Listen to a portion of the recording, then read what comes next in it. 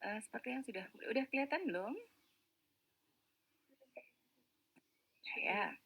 Tolong jangan ngantuk ya. Kalau kalian ngantuk, tuh saya jadi ikut ngantuk loh. Ini jam bahaya banget. Udah pada makan? Sudah. Nanti kalau habis makan ngantuk.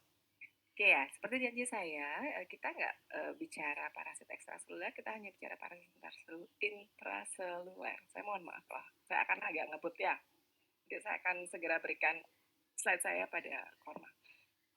Nah, karena ini parasit intraseluler, tentu dia harus masuk ke dalam sel, begitu ya. Jadi ada beberapa tahapan. Yang pertama itu adalah pengenalan, kemudian pelekatan, kemudian invasi, kemudian baru dia pertumbuhan. Jadi parasit intraseluler ini hanya bisa bertumbuh di dalam sel. Ingat itu sel ya, bukan saya nggak ngomong jaringan. Jadi ketika kita bicara ini, kita asumsikan kita sedang ada di dalam sel tubuh kita sendiri, gitu ya. Nah, seperti halnya orang gitu ya, parasit itu apakah kemudian bisa tiba-tiba tumbuh kemudian berkembang gitu ya, enggak gitu ya. Dia harus kenal dulu dengan hostnya gitu ya. Sel mana sih yang akan sesuai dengan dirinya gitu, karena tidak semua sel juga parasit itu bisa hidup gitu. Mereka punya sel-sel khusus. Makanya kenapa kita bisa tahu ada parasit di mata ya, karena memang sel yang sesuai hanya di mata. Jadi pengenalan itu penting untuk mereka. Itu sebabnya mereka harus punya alat gerak untuk mencari sel yang tepat. Ya, seperti toksoplasma misalnya, dia hanya bisa hidup di sel makrofaga, dia nggak bisa hidup di sel yang lainnya. Tapi ketika sel makrofaga itu ada di semua jaringan, ya artinya dia ada di semua jaringan. Itu yang saya maksudkan. Tolong fokuskan diri kalian, kita bicara sel, ya. Seperti sel makrofaga, dia akan ada di berbagai macam jaringan. Jadi artinya apa? Kalau itu parasitnya hidup di sel makrofaga, artinya di jaringan manapun ada sel makrofaga, di jaringan itu juga parasit itu bisa tumbuh. Gitu. Jadi bedakan itu ya. Nah, kemudian setelah mengenali sel tempatnya dia hidup, baru akan terjadi pelekatan. Karena kalau nggak melekat dulu, ya akan bisa masuk. Simpel aja kalian berpikirnya bahwa sel itu punya pintu gerbang gitu ya, punya sistem alarm yang memberikan sinyal pada tubuh kita bahwa ada sesuatu asing yang masuk gitu ya. Nah, fungsinya si parasit ini melekat nantinya adalah untuk apa? Agar si sel ini tidak mengenalinya sebagai sel asing gitu. Dia akan cari cara gimana caranya supaya nanti bisa invasi masuk. Invasi itu artinya mereka masuk ke dalam selnya.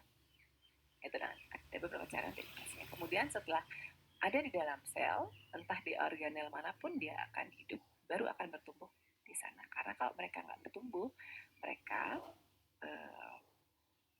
nggak akan mempertahankan spesiesnya. Seperti yang sudah kita bicarakan di pertemuan pertama, parasit masuk ke dalam host karena mereka memang dibuat oleh Tuhan, mereka tidak punya sumber makanan sendiri, gitu, ya. Dan setiap makhluk hidup diberikan hak oleh Tuhan untuk berkembang biak dengan caranya masing-masing. Jadi parasit itu masuk ke dalam host adalah untuk berkembang biak. Oleh karena itu mereka harus mengalami masa pertumbuhan. Ya.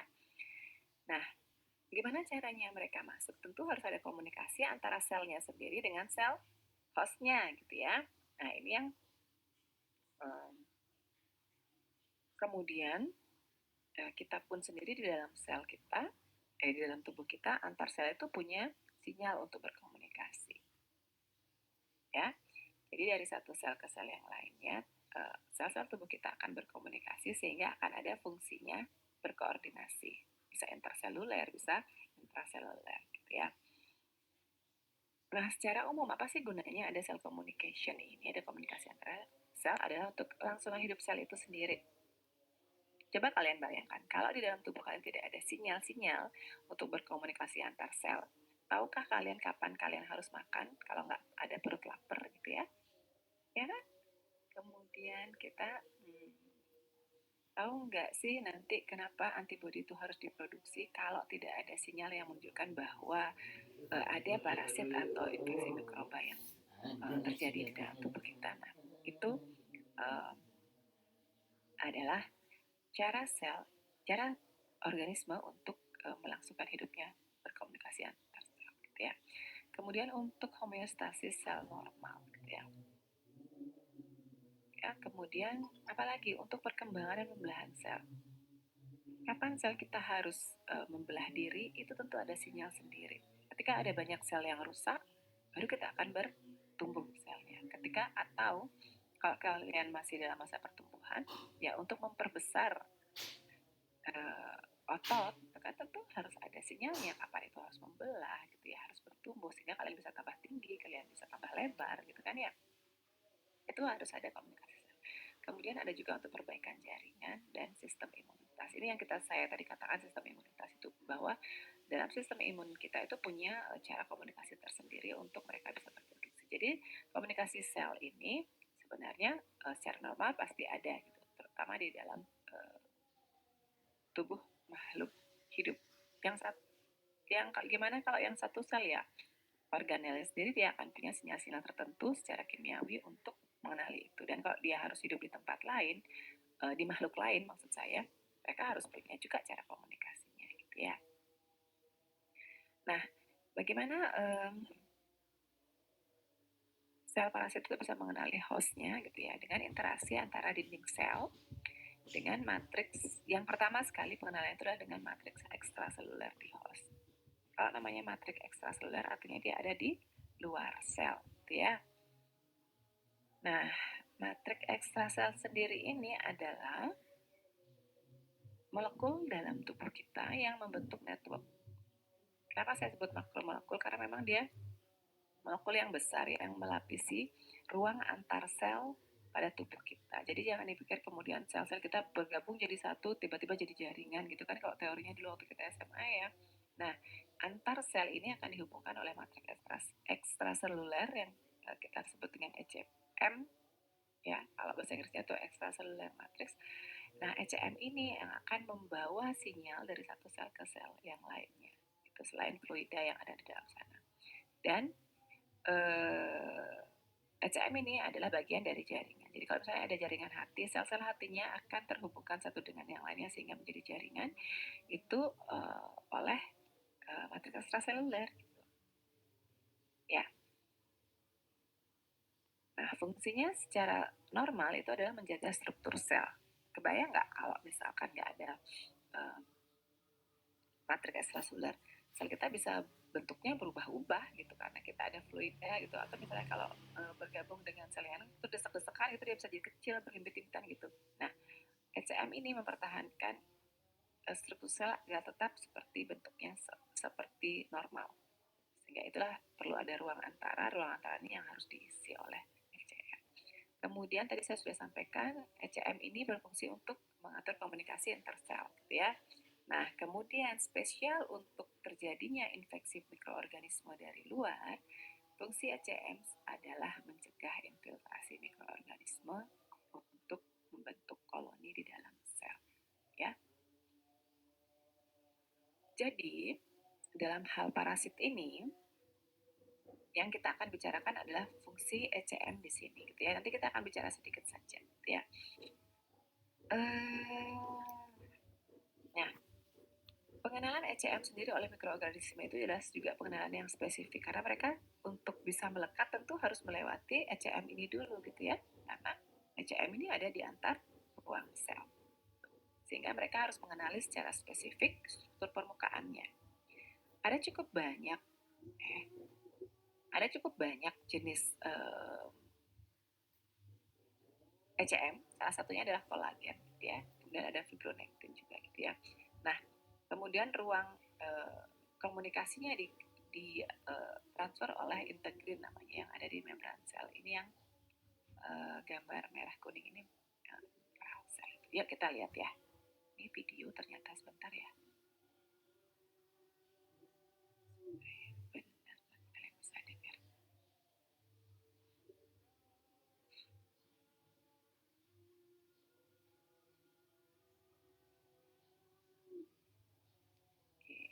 We've given a lot of importance to individual cells, and that's for good reason. Cells are the basic unit of life, and they are fascinating in their own right. As we've seen in other videos, there's whole universes inside of cells. There's a lot more complexity than many of us might have guessed before really studying cells. But how do we go from cells to tissues? So when if you look at even if you look at your skin, how do you go that tissue of your skin, or your tendons, or if you think about your heart's tissues or the different organs tissues, how do you go from a tissue, which of course eventually will then get you to a full multicellular organism? So all the tissues and organs together, you're going to get the whole organism. How do the cells get together, coordinate, structure themselves to form me or you? And the answer is, or at least it involves, something called the extracellular matrix. Extracellular matrix. And just as we talked about the insides of the cell, not just being a bunch of organelles floating around, that we have a cytoskeleton that gives the inside of a cell structure and allows it to even potentially move and divide and transport things. So if you assume that this blob right over here is a cell, what I just drew in yellow, that would be its cytoskeleton on the inside. But there's also an analogous thing on the outside that helps coordinate how the cells all relate to each other. And that's what we're talking about when we talk about the extracellular matrix. And it's made up of a bunch of different types of fibers and proteins and glycoproteins. And probably the most notable of these is collagen. So I'll do collagen in yellow right over here. So these could be collagen, strands of collagen right over here. And collagen is actually the most common protein in mammals. It makes up approximately, so this is collagen in the yellow right over there, and it makes up approximately, I've seen estimates of 25 to 35%, but I'll just go with, it makes up approximately 30% of the proteins in mammals. 30% of mammalian, I'll say mammal protein. So roughly 30% of the protein in your body is collagen, and a lot of it is making up these strands that help make up. It's not the only protein found that help make up the extracellular matrix. And you see these cells here, these things that I've drawn. They're kind of embedded in this, and they're the way I've drawn it. They can be fixed. They look like they're a little bit, they're attached to this matrix, and it helps position them. And it is true that the extracellular matrix, the collagen fibers, and other things that we find there help attach the cells and structure the cells into tissues. But they also help inform the cell, let the cell know when to grow, when to divide, even potentially when to die, or when to produce different types of molecules. And to get a little bit deeper, to understand what's actually going on, how the cell actually attaches, if we were to zoom in, let's say we were to zoom in right over there on that square, so I'm zooming in on the cellular membrane, we could get to this bigger picture that is taking up most of the screen right over here. So view this as like a zoomed in representation. So right over here, this is inside the cell. This is inside the cell here, and we can see that we have an actin microfilament right over here, and that helps form. This is part of the cytoskeleton. And then you have the collagen fibers, which is making up part of the extracellular matrix. And then we see that it all gets attached with these proteins, and these proteins, they're a class of proteins called integrins. And they are embedded in the membranes of cells, and through other fibers, say something like a fibronectin, they can be attached to the broader extracellular matrix. And this is fascinating because it obviously structurally connects this extracellular, I guess you could say, structure, this extracellular matrix, to the inside of the cell, to the cytoskeleton, through these proteins. And as I mentioned, these proteins help kind of lodge things together or lock them in place, but they can also be used to signal. They can sense tension depending on what type of cells you have. They can signal for the cell itself to get active or deactivate in some interesting way. So it's a fascinating thing. And I want to make it very clear to you. A lot of times when you're studying biology, even in an introductory biology class, you'll see things like this in textbooks. It's like, oh, of course, we have integrin proteins that are going across our cellular membrane, and they're attached to things like fibronectin, and they're attached to the cytoskeleton, and they get attached to the the collagen fibers throughout the extracellular matrix. And it seems like, oh, all of the biology is already figured out. But the real answer is how all of these things actually work together and how they signal to each other and how cells know what to do based on how much stress or tension or how crowded a certain area is. These are areas of open research. In fact, everything that I'm talking about, if you were to delve a little bit deeper, and I encourage you to do web searches on these, you'll find current research papers where people are saying, well, how exactly does an integrin know what to do? Or how does it exactly signal to the cell? Or how does it exactly bind itself to either the cytoskeleton or the extracellular matrix? These are all interesting areas of research, and people are going to be researching them for some time because there's always more questions of how these incredibly complex proteins and glycoproteins. Fibronectin is a glycoprotein. It's proteins where the side chains have carbohydrate chains, saccharide chains branching off of them. And so, how do all of these things interact, and how do they kind of quote unquote know what to do, and how do all of these complex signaling mechanisms work? So, it's a fascinating area of research. But hopefully, this gives you an appreciation for even a further appreciation for the complexity that makes you you. We've already talked about cells themselves being complex, but now they are lodged in this extracellular matrix, which helps us better define tissues and helps kind of let the cells live in this community and know how to relate to each other and have a little bit of signaling from their outside environment. And I've just drawn one kind of integrin complex right over here, but you would have many along the cell, and these are along the membrane, and these aren't the only proteins. The fascinating things about cellular membranes, you'll often just see them drawn as this lipid bilayer. They have all sorts of proteins that are lodged inside of them that are used as receptors that allow certain molecules in and certain molecules out. So they really are almost cities unto themselves, and then they interact with their broader environment as well.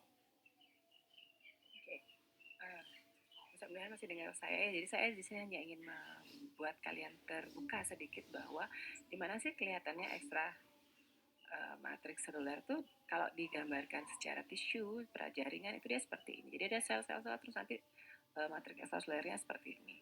Ada di ruang ini gitu ya. Kemudian kalau digambarkan dengan lebih detail itu seperti ini, dan matriks ekstraseluler inilah nantinya yang menjadi salah satu molekul gitu ya untuk mengantarkan sinyal dari dalam sel keluar sel maupun dari luar sel ke dalam sel. Makanya ketika tadi saya sampaikan bahwa ini akan menjaga homeostatis normal gitu, dan kemudian ini juga menjadi sarana untuk sel berkomunikasi, ini juga yang menjadi sarana yang menjadi target oleh parasit untuk dirusak terlebih dahulu begitu, sehingga ketika parasit menempel di daerah sini dan merusak jaring ECM ini, maka komunikasi ke dalam sel akan menjadi rusak. Itu yang ingin saya sampaikan. Jadi dengan rusaknya ini artinya apa? Parasit itu nggak dikenali lagi sebagai makhluk asing, sehingga tubuh kita bisa jadi tidak akan bisa merespons dengan baik. Ya. Nah, kemudian setelah pelekatan, pengenalan tadi kan ya pelekatan, kemudian si sel itu setelah sampai di sel targetnya akan masuk ke dalam itu dilakukan dengan beberapa tahap gitu ya. Jadi kemampuan paleontologi untuk menginvasi jaringan itu kita sebut dengan invasif. Nah, ini dilakukan dalam beberapa tahap berikut. Jadi mereka akan bisa melakukan kolonisasi dulu setelah pelekatan itu gitu ya, dan initial multiplication itu artinya multiplikasi awal gitu ya. Multiplikasi awal aja dulu mereka, karena mereka sudah punya perangkat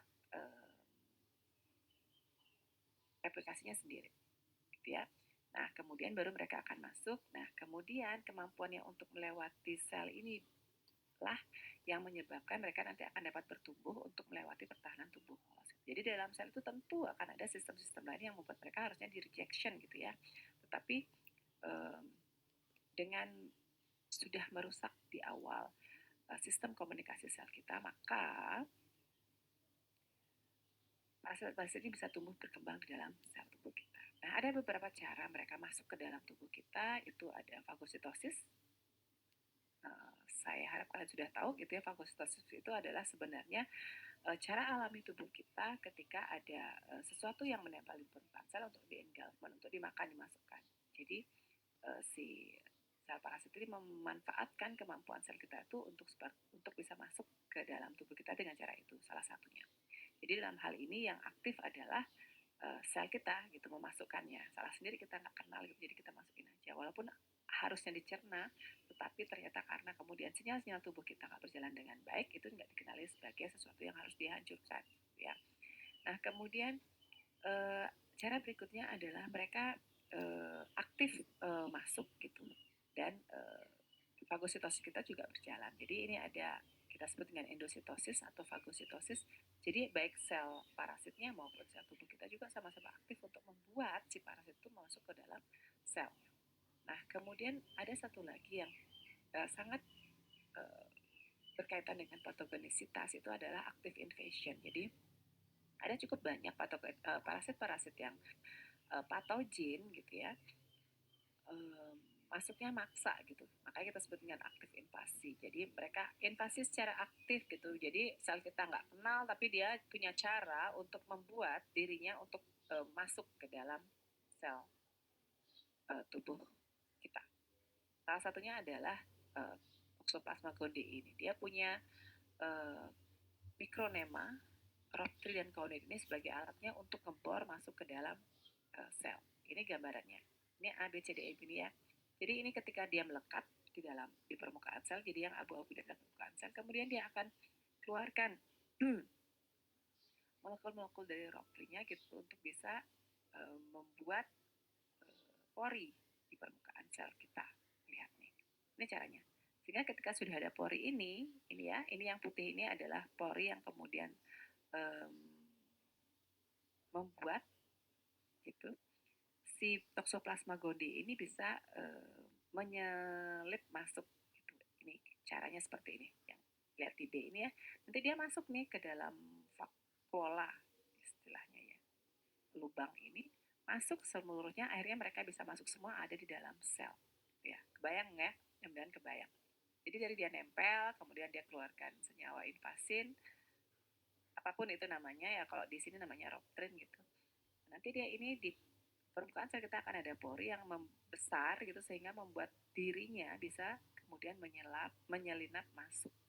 Jadi ini A, B, C, D, E sedikit demi sedikit. Saya bisa membayangkan karena saya pernah lihat ini di bawah mikroskop karena penelitian S2 saya seperti ini. Mudah-mudahan kalian dengan gambar ini bisa membayangkannya juga gitu. Sampai akhirnya kemudian mereka ada di dalam sel. Nah, oke, coba kita lihat sekarang. Pathogens are microorganisms that cause Ini disease. kita akan lihat These can be bagaimana bacteria, viruses, or gen parasites. itu menginvasi. While the human body has many Jadi saya nggak cuma strategies bicara to parasit, fight tapi infection by mikrobiologi, pathogenic organisms, secara umum. many of these disease-causing microbes have developed sophisticated strategies to evade the immune system. A bacterial pathogen capable of hiding in a host cell initially enters by endocytosis. Here, the pathogen induces the host cell to take it up by phagocytosis and ends up in a phagosome. These intracellular pathogens, which live inside host cells as unwanted guests, gain temporary safe harbor within the phagosome. This is because the antibodies within phagocytic cells will not penetrate the host cell. Once inside the phagosome, intracellular pathogens have three options to avoid being killed by the fusion of the phagosome with the lysosome, which is full of digestive enzymes. A single pathogenic species can only use one of these three mechanisms. First, some pathogens can simply escape from the phagosome before fusion occurs. Pathogens such as Shigella and Listeria use this strategy and then undergo unrestricted growth in the cytoplasm of the host cell. These pathogens form actin tails, which allows them to move within the cell and even to move into adjacent cells where they continue the infection. These microbes can spread from cell to cell without ever encountering the extracellular environment where they would be vulnerable to attack by the immune system. Alternatively, other pathogens, such as Salmonella, escape intracellular death by modifying phagosomal membranes or other cytoplasmic components, preventing the fusion of the phagosome and lysosome. Salmonella enterica serovar-typhi, which causes typhoid fever, prevents phagolysosome fusion after it invades intestinal cells. Salmonella exits the intestinal cell and invades awaiting macrophages. Within the phagosome, the bacteria reproduces, producing a large number of Salmonella bacteria. From there, macrophages spread these bacteria through the circulatory system. A third way of escaping death inside a cell, performed by bacteria such as Coxiella, is simply to tolerate phagosome-lysosome fusion. In this grin and bear it strategy, Coxiella bacteria reproduce in inclusion bodies in the acidic environment of the phagolysosome.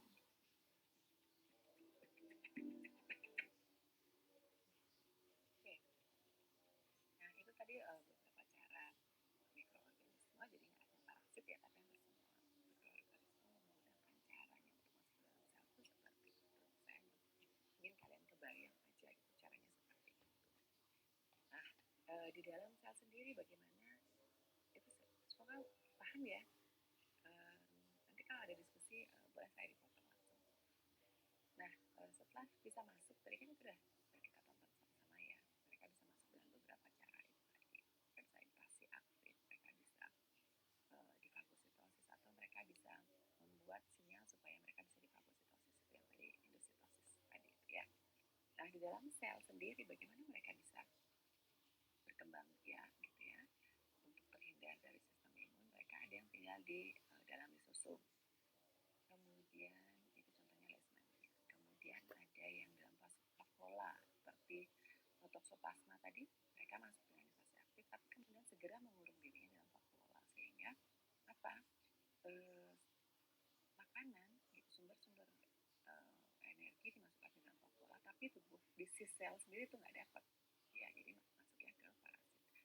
Kemudian ada lagi legionella, juga ada dalam vakuola, tapi dia caranya dengan menghilangkan jalur normal sitolisis. Jadi tadi kalian udah lihat bahwa kalau masuk ke dalam sel nanti akan ada proses phagosum dan vakuolisosum. Nah, proses itu yang diputuskan oleh regenerasi, sehingga mereka bisa berfungsi. Kemudian apalagi patogen itu bisa diam di dalam cairan sel tanpa dikenali oleh sel sebagai sesuatu yang harus destruksi gitu. Nah, trypanosoma pakai cara yang itu. Jadi ada demikian beberapa cara mereka bisa berkembang biak di sel. Nah, kemudian gimana caranya dia bisa bertahan kemudian untuk bertumbuh lebih banyak, karena kalau kita bicara dengan sistem imun, kalau ini kan kita bicara dari sisi parasitnya ya. Kita bicara dari sisi parasitnya, kita akan belajar tentang bagaimana mereka memperbanyak dirinya. Nanti ketika kalian dapat belajar imunologi tahun depan mungkin sama saya juga, kalau di imunologi kita bicara bagaimana supaya perkembangbiakan mereka tuh tidak lebih cepat dari produksi sistem imun kita gitu. Jadi sekarang kita melihat dari sisi si patogennya dulu ya. Nah, ada beberapa cara parasit itu bertahan di dalam sel host. Yang pertama itu adalah dengan memproduksi beberapa antigen spesifik ya, bisa pada permukaan selnya atau dia mensekresikan dari dalam selnya gitu. Jadi yang ini yang nanti akan membuat kita bisa menjadi sakit kalau antibodi kita tidak bekerja dengan cepat. Kemudian bisa juga mereka mengubah molekul yang diekspresikan pada permukaan sel sehingga mereka nggak dikenali lagi sebagai senyawa asing yang harus didestruksi. Gitu. Kemudian dapat juga dengan menghindar dari aksi langsung sistem selama berada di dalam sel ya, caranya seperti tadi itu, bikin vakuola gitu, atau diam di sitosol, karena kalau di dalam sitosol dengan sistem komunikasi yang buruk, artinya sel kita nggak akan mengenali ada sinyal-sinyal bahwa terdapat intruder di dalam sana gitu ya. Nah, kemudian ketika sudah bertumbuh di dalam sel gitu ya, tentu makanan akan habis di dalam sel itu gitu ya. Mereka harus cari sel lain nih. Mereka harus cari cara untuk keluar dari sel itu setelah bertahan hidup di dalam sel. Ada 3 cara. Mereka akan menginduksi program sel death gitu ya, dengan memberikan sinyal palsu bahwa sel-sel makanan di dalam sel itu sudah habis sehingga terjadi apoptosis. Ketika sel itu apoptosis artinya apa? Mereka akan burst, meledak gitu, bisa meledak atau mereka mengempis sehingga parasitnya bisa keluar dengan sendirinya gitu. Kalau yang kedua bisa dengan aktif menerobos membran sel host gitu ya. Biasanya parasit-parasit yang invasinya aktif, keluarnya juga aktif. Gitu. Kalau yang saya teliti dari toksoplasma seperti itu, ketika mereka masuk menerobosnya aktif, toksoplasma sendiri kita sudah penuh gitu di dalam sel, mereka akan merobos keluar. Nanti kita lihat. Setelah ini saya akan kasih contoh salah satu parasitnya adalah toksoplasma gitu ya. Nah, kemudian yang kedua adalah mereka menggunakan membran.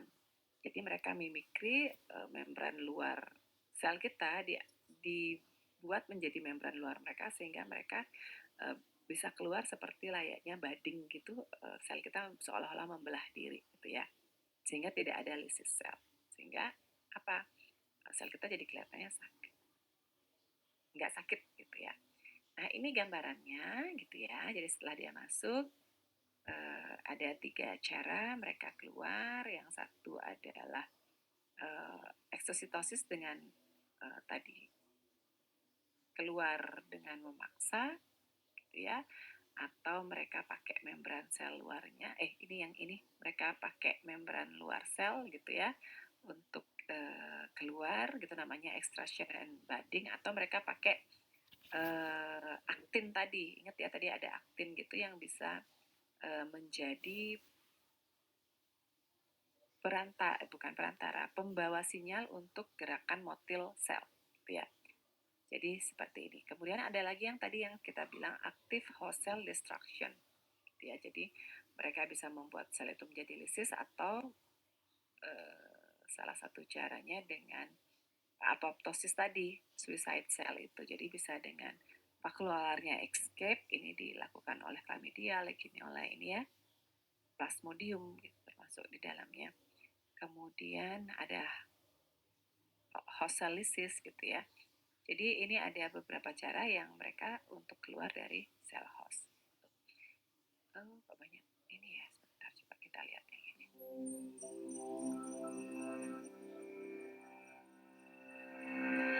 Which of these entities has evolved the ability to manipulate an animal many times its size? The answer is all of them. These are all parasites, organisms that live on or inside another host organism, which they harm and sometimes even kill. Parasite survival depends on transmitting from one host to the next, sometimes through an intermediate species.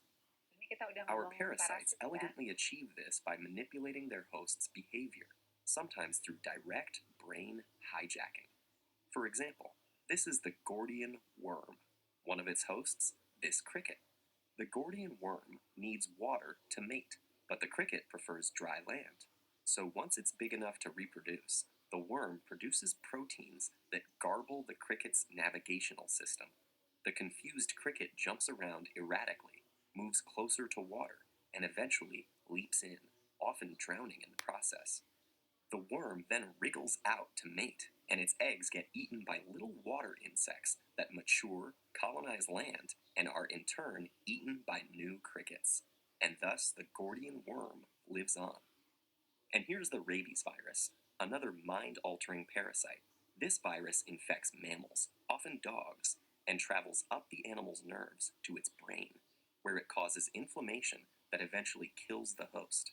But before it does, it often increases its host's aggressiveness and ramps up the production of rabies-transmitting saliva, while making it hard to swallow. These factors make the host more likely to bite another animal, and more likely to pass the virus on when it does. And now meet Ophiocordyceps, also known as the zombie fungus. Its host of choice is tropical ants that normally live in treetops. After Ophiocordyceps spores pierce the ant's exoskeleton, they set off convulsions that make the ant fall from the tree. The fungus changes the ant's behavior, compelling it to wander mindlessly until it stumbles onto a plant leaf with the perfect fungal breeding conditions, which it latches onto. The ant then dies, and the fungus parasitizes its body to build a tall, thin stalk from its neck. Within several weeks, the stalk shoots off spores, which turn more ants into six-legged, leaf-seeking zombies. One of humanity's most deadly assailants is a behavior-altering parasite, though if it's any consolation, it's not our brains that are being hijacked. I'm talking about Plasmodium, which causes malaria. This parasite needs mosquitoes to shovel it between hosts, so it makes them bite more frequently and for longer. There's also evidence that humans infected with malaria are more attractive to mosquitoes, which will bite them and transfer the parasite further. This multi-species system is so effective that there are hundreds of millions of malaria cases every year. And finally, there are cats. Don't worry, there probably aren't any cats living in your body and controlling your thoughts. I mean, probably. But there is a microorganism called Toxoplasma that needs both cats and rodents to complete its life cycle. When a rat gets infected by eating cat feces, the parasite changes chemical levels in the rat's brain, making it less cautious around the hungry felines, maybe even attracted to them. This makes them easy prey, so these infected rodents get eaten and pass the parasite on. Mind control successful. There's even evidence that the parasite affects human behavior. In most cases, we don't completely understand how these parasites manage their feats of behavior modification. But from what we do know, we can tell that they have a pretty diverse toolbox. Gordian worms seem to affect crickets' brains directly. The malaria parasite, on the other hand, blocks an enzyme that helps the mosquitoes feed, forcing them to bite over and over and over again. The rabies virus may cause that snarling, slobbering behavior by putting the immune system into overdrive. But whatever the method, when you think about how effectively these parasites control the behavior of their hosts, you may wonder, how much of human behavior is actually parasites doing the talking? Since more than half of the species on Earth are parasites, it could be more than we think.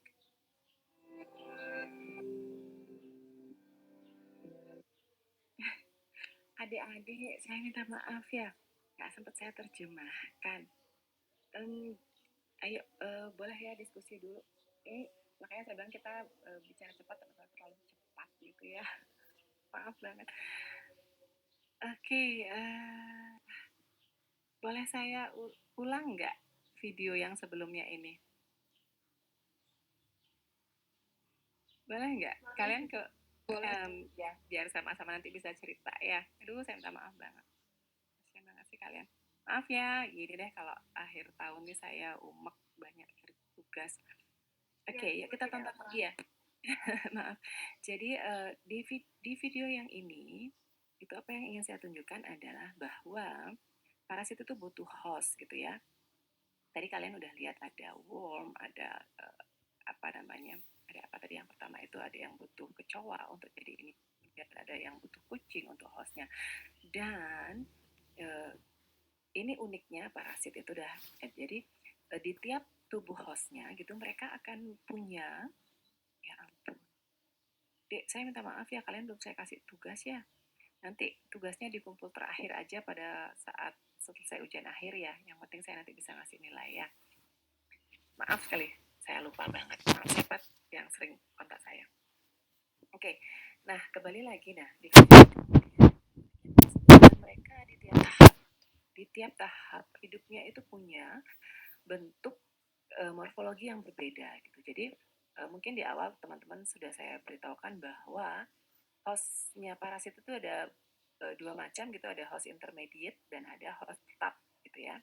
Host intermediate artinya mereka parasit itu ketika ada di host intermediate dan ada di apa sih host intermediate itu inang perantara gitu ya. Mereka hanya bisa melakukan proses kembangbiakan aks seksual di sana. ya.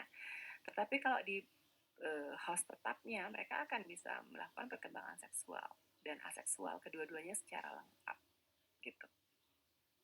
Nah, seperti misalnya toksoplasma tadi kan ya, toksoplasma itu host tetapnya siapa? Host tetapnya itu adalah kucing. Jadi mereka harus, kalau mereka mau bertahan spesiesnya secara lengkap, mereka harus lewat kucing dulu. Nah, infeksinya ke manusia caranya gimana ya? Nanti kita akan lihat ya. Kemudian apa yang tadi disampaikan di video ini adalah ada beberapa parasit yang kemudian menjadi punya kemampuan untuk membuat perilaku hostnya menjadi berubah gitu, menjadi lebih reaktif gitu ya, tergantung dari parasit yang menginfeksinya. Sederhana ya, kalau kita lihat ada orang yang terinfeksi oleh cacing gitu ya, kalau cacing itu kan kita adalah host tetapnya ya, jadi mereka bisa berkembang biak secara seksual di sana, jadi pertumbuhannya jauh lebih cepat di dalam tubuh manusia. Nah, apa yang bisa menjadi karakternya ketika orang kecacingan gitu adalah satu, nafsu makannya besar, jadi dia laparan terus gitu ya, dan emosional, karena orang lapar tuh pasti emosional. Coba kalian deh, saya juga begitu, kalau lapar saya emosional gitu ya. Ada dua hal yang bisa saya lakukan kalau lapar, adalah marah atau males gitu ya. Jadi ada dua itu. Nah, parasit ini secara tidak langsung ternyata dapat, setelah diteliti ternyata mampu mengubah karakter hostnya gitu, jadi lebih reaktif. Jadi seperti tikus tadi, ketika dia diinfeksi oleh toksoplasma, dia membuat dirinya lebih atraktif gitu kepada kucing, sehingga membuat kucing itu akan makan dia gitu lah. Karena kenapa? Karena si parasit itu butuh ada di dalam tubuh kucingnya untuk melalui dan mengalami perkembangan biakan yang lengkap, baik secara aseksual maupun non seksual begitu. Dan ketika manusia pun terinfeksi oleh parasit toksoplasma, itu ada beberapa hal yang membuat mereka berubah. Itu karena apa? Apalagi kalau sudah sampai kemudian menginfeksi di jaringan otak gitu. Ya, kan sering sakit kepala. Kalau saya toksoplasma saya ada di jaringan gitu, nggak sampai ke otak, itu sering pegel-pegel. Kalau saya agak turun sedikit, cepat banget pegel. Dikira flu, ternyata enggak, toksoplasmanya yang naik gitu ya. Nah, itu yang sebenarnya ingin disampaikan di sini gitu. Jadi dengan adanya host yang bermacam-macam, mereka juga punya tahapan hidup dengan morfologi yang berbeda, dan secara tidak langsung dapat mengubah perilaku hostnya. Yuk kita tonton ulang lagi sekali ya.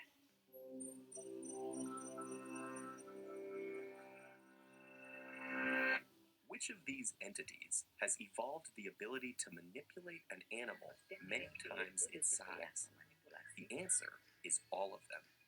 These are all parasites, organisms that live on or inside another host organism, which they harm and sometimes even Teman-teman kill. perhatikan yang dia intraseluler Parasite aja ya. survival Ya, depends inside on the host. transmitting from one host to the next, sometimes through an intermediate species.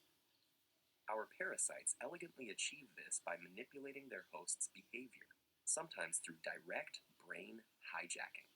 For example, this is the Gordian worm. One of its hosts, this cricket. The Gordian worm needs water to mate, but the cricket prefers dry land. So once it's big enough to reproduce, the worm produces proteins that garble the cricket's navigational system. The confused cricket jumps around erratically, moves closer to water, and eventually leaps in, often drowning in the process. The worm then wriggles out to mate, and its eggs get eaten by little water insects that mature, colonize land, and are in turn eaten by new crickets. And thus the Gordian worm lives on. And here's the rabies virus, another mind-altering parasite. This virus infects mammals, often dogs, and travels up the animal's nerves to its brain, where it causes inflammation that eventually kills the host. But before it does, it often increases its host's aggressiveness and ramps up the production of rabies-transmitting saliva, while making it hard to swallow. These factors make the host more likely to bite another animal, and more likely to pass the virus on when it does. And now meet Ophiocordyceps, also known as the zombie fungus. Its host of choice is tropical ants that normally live in treetops. After Ophiocordyceps spores pierce the ant's exoskeleton, they set off convulsions that make the ant fall from the tree. The fungus changes the ant's behavior, compelling it to wander mindlessly until it stumbles onto a plant leaf with the perfect fungal breeding conditions, which it latches onto. The ant then dies, and the fungus parasitizes its body to build a tall, thin stalk from its neck. Within several weeks, the stalk shoots off spores, which turn more ants into six-legged, leaf-seeking zombies. One of humanity's most deadly assailants is a behavior-altering parasite, though if it's any consolation, it's not our brains that are being hijacked. I'm talking about Plasmodium, which causes malaria. This parasite needs mosquitoes to shuttle it between hosts, so it makes them bite more frequently and for longer. There's also evidence that humans infected with malaria are more attractive to mosquitoes, which will bite them and transfer the parasite further. This multi-species system is so effective that there are hundreds of millions of malaria cases every year. And finally, there are cats. Don't worry, there probably aren't any cats living in your body and controlling your thoughts. I mean, probably. But there is a microorganism called Toxoplasma that needs both cats and rodents to complete its life cycle. When a rat gets infected by eating cat feces, the parasite changes chemical levels in the rat's brain, making it less cautious around the hungry felines, maybe even attracted to them. This makes them easy prey, so these infected rodents get eaten and pass the parasite on. Mind control successful. There's even evidence that the parasite affects human behavior. In most cases, we don't completely understand how these parasites manage their feats of behavior modification. But from what we do know, we can tell that they have a pretty diverse toolbox. Gordian worms seem to affect crickets' brains directly. The malaria parasite, on the other hand, blocks an enzyme that helps the mosquitoes feed, forcing them to bite over and over and over again. The rabies virus may cause that snarling, slobbering behavior by putting the immune system into overdrive. But whatever the method, when you think about how effectively these parasites control the behavior of their hosts, you may wonder, how much of human behavior is actually parasites doing the talking? Since more than half of the species on Earth are parasites, it could be more than we think.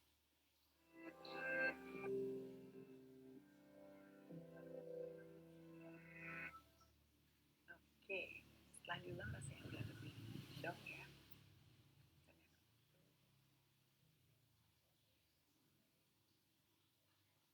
Ya, at least 60% udah ngerti ya dari kalian ya bahwa seperti itulah mikroorganisme itu bisa bekerja.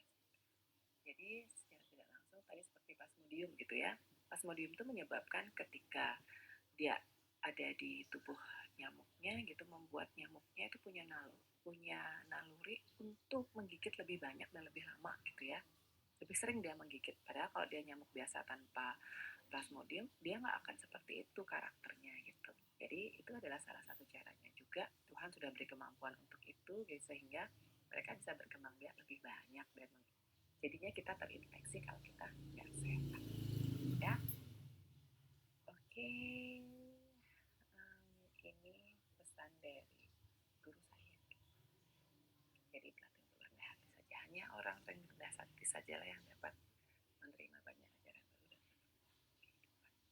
Jadi itu materi saya yang pertama. Mungkin ada yang perlu didiskusikan sebelum saya lanjutkan pada kita akan ngobrol tentang Toxoplasma gondii lebih detail ya, untuk gambaran kalian aja.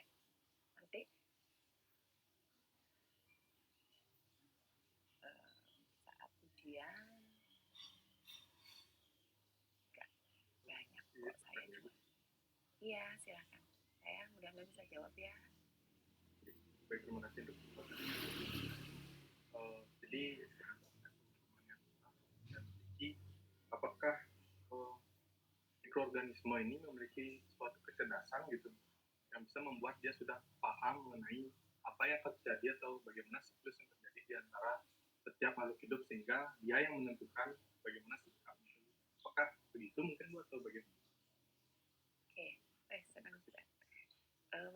saya juga sebenarnya ketika nemu itu saya amazing gitu ya. Itu saya nggak sengaja nemu gitu videonya, tapi buat saya itu amazing buat tambahan pengetahuan kita. Dulu waktu saya S2, saya S3 gitu, nggak pernah belajar bahwa ada bisa seperti itu gitu ya. Tapi kalau kamu siapa tadi? Ari ya. Siapa tadi namanya? Kusuma. Ari ya. Oke. Tapi kalau Ari Kusuma tanyakan apakah mereka itu punya kecerdasan, saya nggak tahu. Mungkin namanya bukan kecerdasan tapi insting ya, karena mereka kan makhluk uniseluler. Kalau orang uniseluler, kalau kita kan berpikir itu pakai otak ya, dan mereka kan nggak punya itu gitu ya. Jadi kalau makhluk-makhluk uniseluler itu yang mereka tahu adalah sinyal. Tadi makanya kenapa saya sampaikan juga ada cell communication melalui sinyal-sinyal. Sinyal-sinyalnya apa? Adalah senyawa-senyawa kimia gitu. Jadi mereka akan sangat sensitif dengan pH, suhu yang seperti itu, kemudian beberapa mineral gitu mereka paham. Nah, di situ sinyal mereka untuk apakah mereka harus mendekat atau menghindar gitu. Jadi yang Ari tanyakan tadi mungkin itu bukan kecerdasan, tapi kalau bilang insting juga enggak, naluri juga enggak, tapi kemampuan mereka untuk mengenali lingkungannya dari sinyal yang mereka bisa tangkap gitu. Sinyalnya apa ya? Itu berupa senyawa-senyawa kimia di sekitarnya, dan kelembaban juga bisa. Tadi kan sudah lihat juga ya, ada parasit yang butuh kelembaban, butuh air, sehingga mereka membuat gitu kecoa itu tadi, crickets itu untuk cari tempat yang berair gitu ya. Jadi yang mereka punya adalah cara mereka membaca sinyal gitu. Jadi bukan kecerdasan, bukan insting ya, tapi kemampuan itulah yang diberikan oleh Tuhan pada mereka untuk bisa tahu gitu mereka harus ngapain, harus kemana, harus bergerak menjauh atau mendekat untuk berkembang biak atau tidak gitu. Jadi itu yang saya tangkap dari video tadi gitu. Bukannya mereka punya kecerdasan seperti kita ya, ada kecerdasan intelektual, emosional, enggak, mereka nggak punya, tapi mereka diberi reseptor-reseptor yang bisa untuk membaca dan menerima sinyal di lingkungannya gitu. Ari Kusuma, mudah-mudahan terjawab. Saya juga Ya. berpikir demikian, karena mungkin kita ketahui bersama bahwa mikroorganisme itu tentu tidak memiliki pikiran, tidak bisa melihat apa yang akan terjadi siklus selanjutnya. Ya mungkin memang kembali ke sinyal ataupun reseptor sinyal kimia saja yang dirasakan. Gitu. Ya, jadi itu komunikasi antar sel tuh di sana. Kita kan nggak pernah tuh dengar sel tubuh kita ngobrol ya. They never talk that we understand their language itu ya kan, nggak pernah. Sinyalnya apa ya? Senyawa kimia di dalam tubuh kita ketika kita kekurangan air, dehidrasi gitu kan, nanti ada sinyalnya. Kalau yang kita rasakan, oh kita jadi haus gitu ya, perlu air nih kayaknya gitu kan ya, ketika kadar gula kita turun gitu kan. Kemudian nanti ada sinyal-sinyal yang bekerja, kalian sudah belajar itu, yang menyebabkan kita tahu, oh kita lapar nih gitu, perlu makan gitu kan. Itu apakah sel-sel kita punya kecerdasan? Enggak, yaitu secara alami sudah diciptakan Tuhan untuk mereka membaca kondisi. Ya, saya bilang itu ya, caranya sel berkomunikasi itu seperti itu. Jadi seperti bahasa kita gitu ya. Terima kasih ya Adi Kusuma sudah mau bertanya. Jadi teman-teman yang lain juga ikut belajar. Ya, mungkin ada yang mau ditanyakan lagi. Sebelum saya berjanji pada korma kalian, saya akan akhiri ini sebelum jam 2 mungkin, benar ya, 15 menit mungkin sebelum jam 2 ya. Itu udah maksimal banget supaya kalian sempat istirahat, dan mungkin kalau ada yang belum makan siang, silahkan makan siang dulu sebelum kalian lanjut dengan IPE. Jadi nggak apa-apa, saya terangkan agak cepet ya. Apa ya? Ini saya juga buat ininya cepet-cepetan. Apa? Slide-nya supaya kalian juga bisa paham secara keseluruhan. Nanti saya akan bikin soal nggak jauh dari sini gitu ya. Oke, karena yang saya ajarkan hanya sebatas ini. Kalian kalau mau pengayaan diri, boleh tolong baca lebih banyak. Sangat banyak kok, ada kuliah-kuliah parasitologi yang di online kan gitu, kalian boleh lihat di sana. Atau kalau misalkan kalian mahasiswa MBKM yang ikut studi independen boleh masuk ke Spada dan punya account di sana, di Spada Dikti juga ada cukup banyak perkuliahan yang ditawarkan yang boleh kalian download di sana gitu ya. Ada kok, saya rasa ada parasitologinya, seingat saya ada. Unpad atau UGM itu yang buat saya lupa. Boleh dilihat di sana. Jadi tidak melulu harus dari slide saya saja. Silahkan kalian mengayakan diri kalian dengan banyak membaca ya. Oke, supaya lengkap pembelajaran kalian. Tadi kan saya kasih teorinya bahwa parasit itu kalau masuk ke dalam sel perlu ada pengenalan, ada pelekatan, ada invasi, pertumbuhan. Kemudian mereka bertumbuh, caranya tadi sudah tahu begitu ya. Mereka punya life stages dan life cycles gitu ya. Nah, saya beri contohnya satu untuk Toxoplasma gondii. Cara saya menjelaskan ini adalah gambaran bagaimana cara kalian nanti menuliskan tugas kalian tertulis itu ya. Nah, mulai dengan taksonomi seperti ini taksonominya. Jadi mereka adalah kingdom Protista dengan filum apicomplexa. Ya. Genusnya Toxoplasma, spesiesnya Toxoplasma gondii ditemukan di tahun 1908 oleh Nicole dan Mancio di Prancis. Nah, prevalensinya ini kurang lebih seperti ini. Saya nggak usah terangkan ya. Prevalensi itu artinya yang terinfeksi di antara 100 orang per detik. Jadi 11%. Jadi kalau ada 100 orang, 11-nya terinfeksi oleh Toxoplasma. Gitu ya. Nah, ini gambarannya, morfologinya. Saya lihat ini penelitian saya sendiri. Yang di sebelah kiri ini ya. Ketika kita lihat, nah saya lupa ini perbesarannya berapa. Kalau saya nggak salah sekitar 1000 kalau saya nggak salah. Nah, kalau 15 mikrometer tuh seperti ini. Ini 15 mikrometer ya. Ini saya masih manual banget zaman tahun 2002 nih ngerjakannya. Toxoplasma tuh segede gini. Jadi kebayang ya, mungkin sekitar 3 mikrometer gitu ya panjangnya. Jadi bentuknya seperti bulan sabit. Kalau digedein lagi kelihatannya seperti ini. Ya, seperti bulan sabit ini kita sebut dengan takisoid gitu ya. Ini stagesnya sebagai takisoid. Nah, kalau digambarkan secara animasi dia bentuknya seperti gini. Ini organelnya. Tadi di cara invasi sel yang sudah kita sama-sama lihat, mereka punya mulut. Nah, kalau istilahnya sederhananya itu mulut, tapi kalau istilah ilmiahnya adalah ujung apikal. Gitu. Di ujung apikal inilah yang menjadi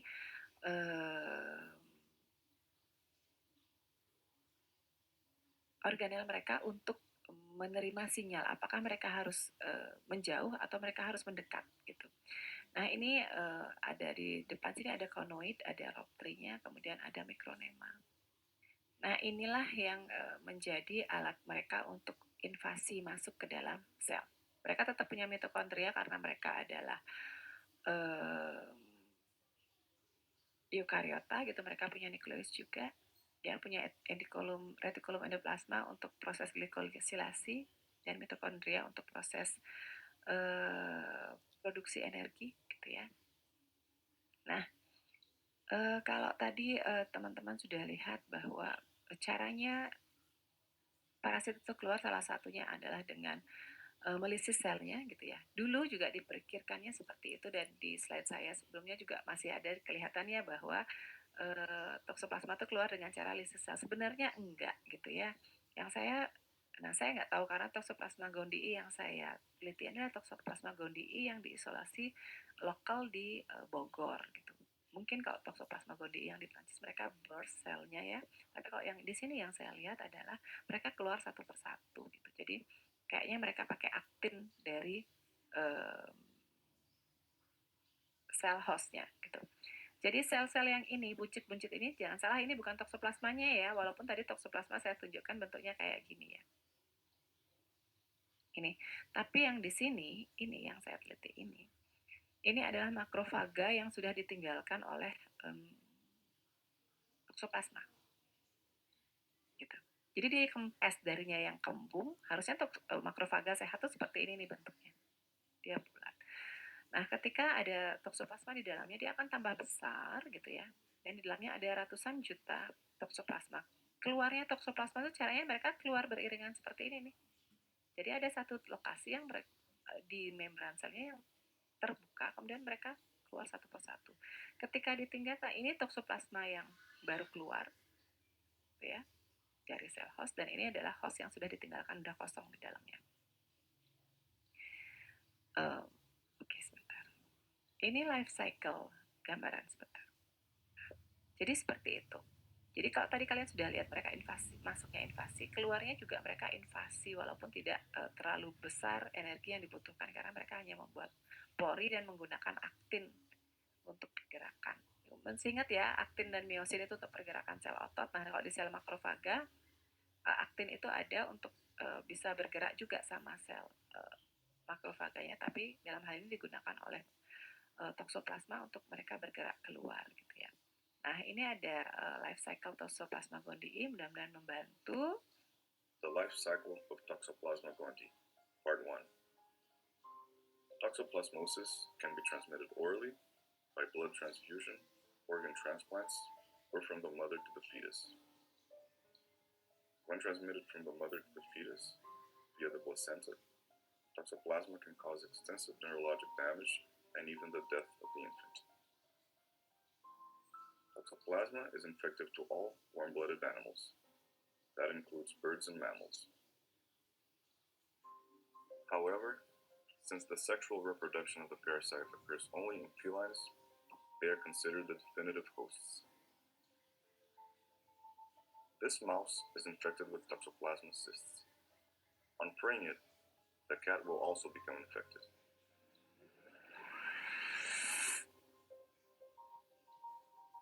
The infective parasites are inside the tissue cysts, present mainly in the muscles and brain of the animal. Usually, the cats get Toxoplasma at an early age. Only once, after the first infection, the sexual cycle of the parasite takes place, resulting in the production of oocysts.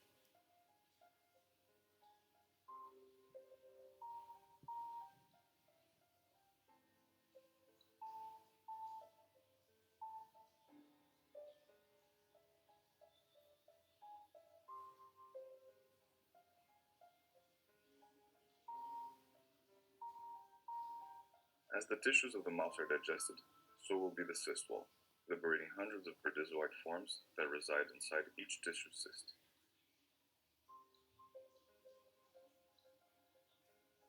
Once free in the digestive tube of the cat, the protozoites will penetrate epithelial cells of the intestine, especially in the terminal segment of the small intestine, the ileum. The intestinal walls are pleated, forming villi.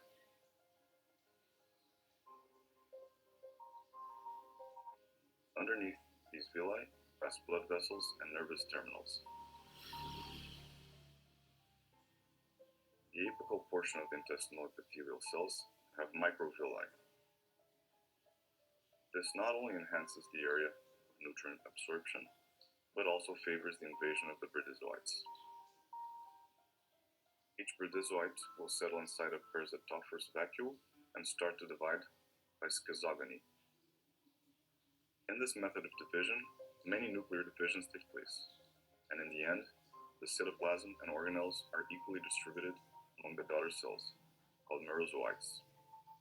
The merozoites leave the host cell and invade new ones, repeating the process.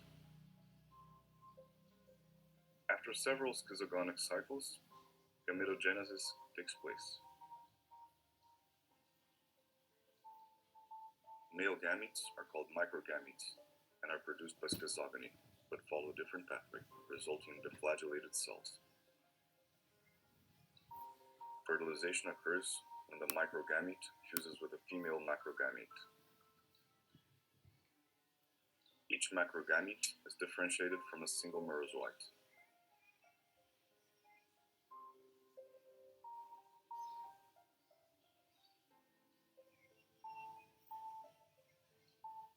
It is not known if micro and macrogametes are formed in meat in the same host cell, as shown here, or if they are produced in different cells and the microgamete swims to find the macrogamete.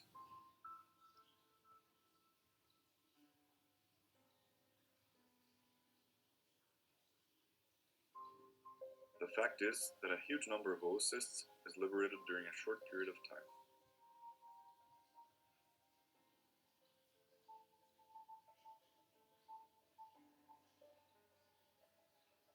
Immature oocysts are eliminated in the cat feces.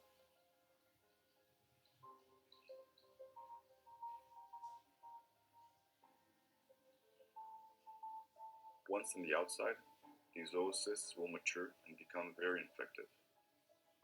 People and animals can be contaminated by consuming raw vegetables of a garden or water sources contaminated with oocysts.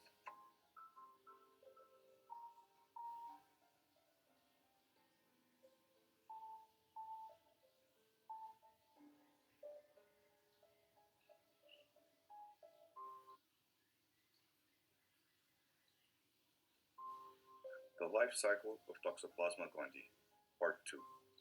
Thousands of oocysts of Toxoplasma gondii are formed in the intestine of cats and shed in the soil. The oocysts will become infective only after going through the process of sporulation. Sporulation is a series of divisions in which the number of chromosomes is reduced in half.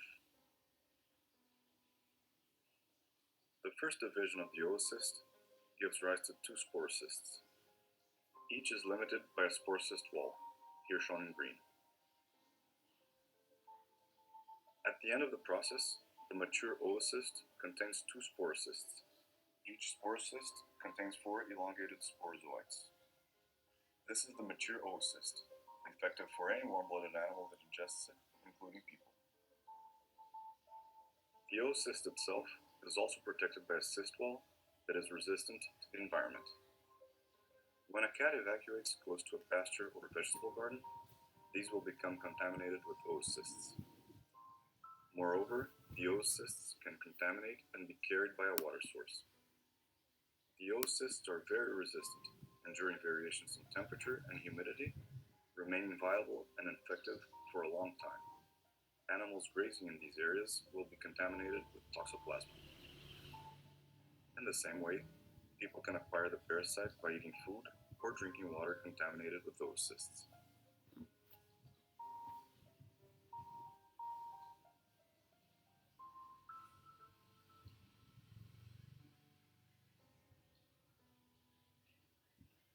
While going through the digestive system, the cyst and sporocyst walls will be digested by enzymes of the stomach and small intestine, liberating the sporozoites. When infection takes place by the ingestion of raw or undercooked meat, the prime infection is made by bradyzoite forms. Both sporozoites and bradyzoites will invade intestinal cells of the new host, where they will divide, giving rise to tachyzoites, the forms that multiply quickly. From the intestine, the tachyzoites will spread to other cells and tissues, establishing the acute form of toxoplasmosis.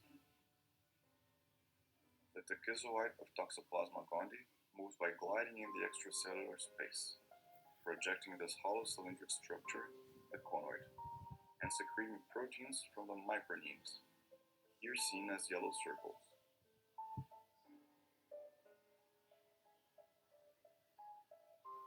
When a target cell is found, as this macrophage, the tachyzoite adheres to it and starts to secrete the contents of the rhabtres, that we see here as white bubbles. This modifies the properties of the plasma membrane of the host cell, which becomes receptive to invasion. During invasion, the toxoplasma is compressed, assuming an hourglass shape. Inside the host cell, it will remain inside a parasitophorous vacuole that protects it from lysosomal enzymes and from the immune system of the host organism.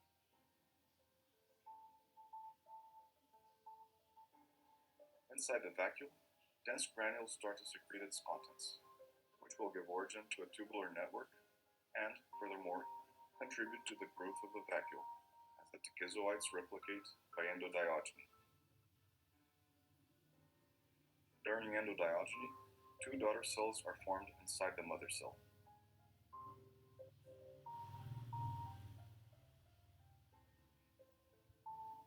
The mother cell keeps the apical complex until late in the process, while the nucleus and other organelles duplicate and are distributed between the future daughter cells. two new apical complexes and the inner pellicle form. The two daughter cells emerge, but remain linked to a residual body. After several endodiogenic cycles, the parasites are assembled as a rosette around the residual body that progressively accumulate acidocalcisomes.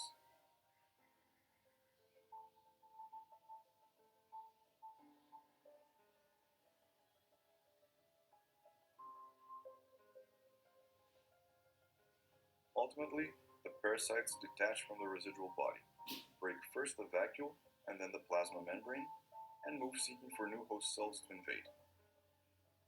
The cycle then repeats. Transported in the circulatory system, the schizoids spread to other tissues and organs of the host, such as muscles and the brain. As the immune system of the host is activated and starts to respond, toxoplasma will remain longer inside cells such as neurons and will start to convert into protozoites.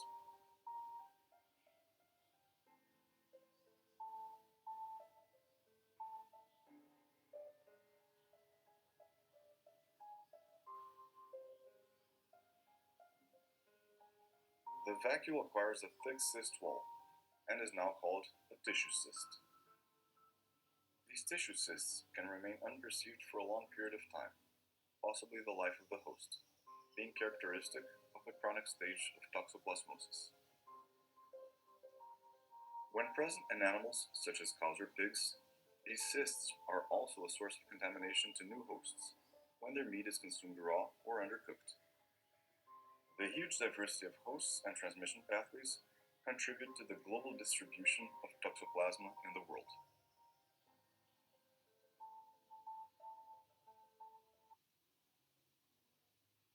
Oke, adik-adik, ini udah jam 1:30 gitu ya.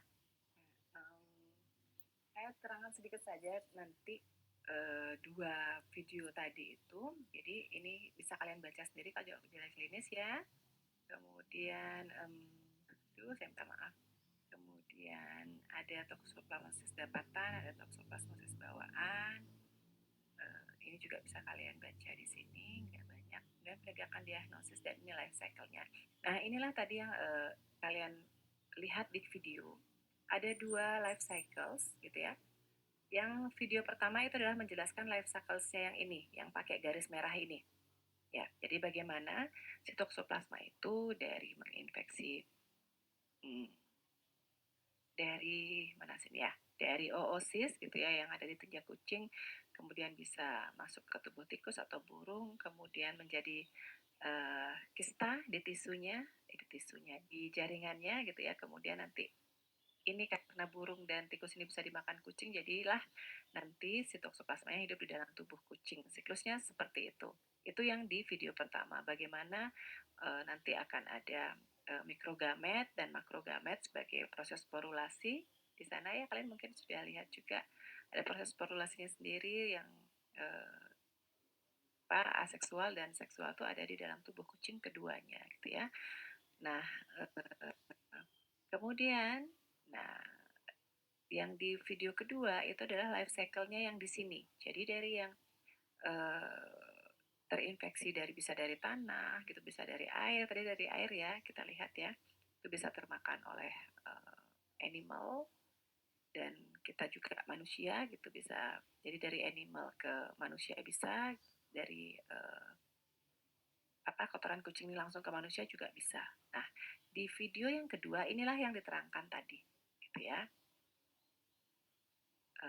Dan di manusia tadi sudah dijelaskan bahwa di sana hanya bisa terjadi perkembangan biakan secara aseksual. Jadi dari takezoid jadi kista, dari kista nanti